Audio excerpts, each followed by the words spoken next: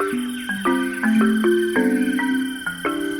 m'appelle Maxime Lougon, j'ai 32 ans, j'habite à Marseille et je suis chargé de mission, biologiste chargé de la collecte des données sur le terrain.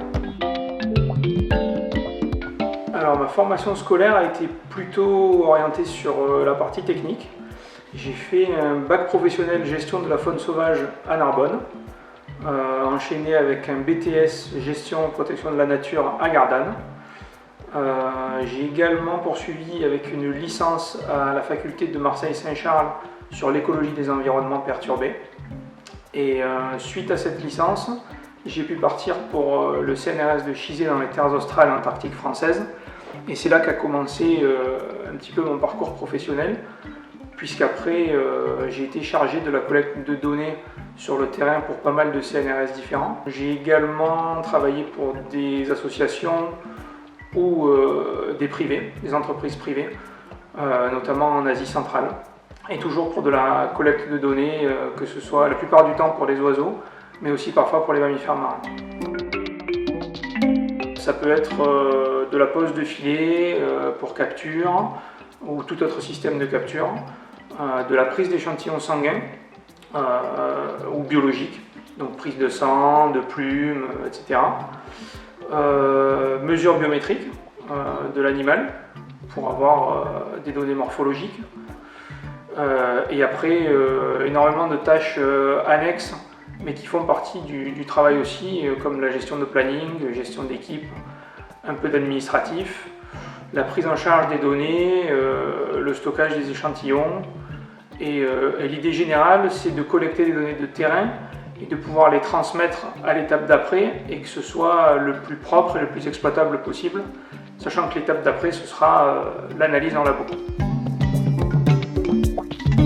Alors j'ai un statut un peu particulier dans le sens où j'ai pas d'employeur fixe. J'effectue des missions pour des employeurs qui peuvent être différents d'une mission à l'autre.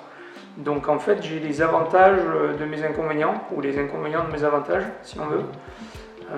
C'est que je change régulièrement de cadre de travail, d'espèces, de modèles à étudier, d'équipes. Donc c'est assez intéressant d'avoir cette variété-là pour, on va dire, un épanouissement personnel. Et puis parce qu'en tant que biologiste, forcément, on est toujours attiré par la découverte de nouveaux milieux, de nouveaux espaces et de nouvelles espèces.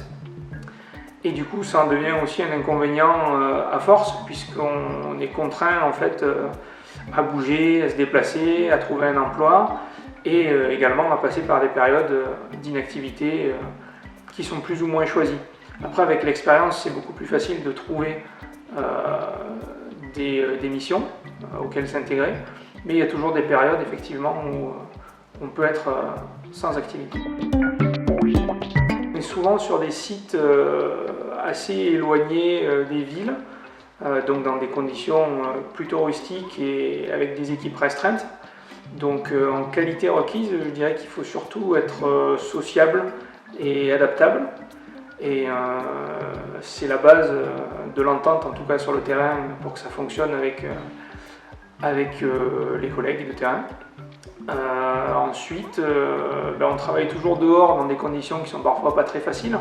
Donc c'est vrai que aimer ce qu'on fait profondément et toujours avoir la curiosité de découvrir ce qui nous entoure, une qualité, on va dire, plutôt primordiale.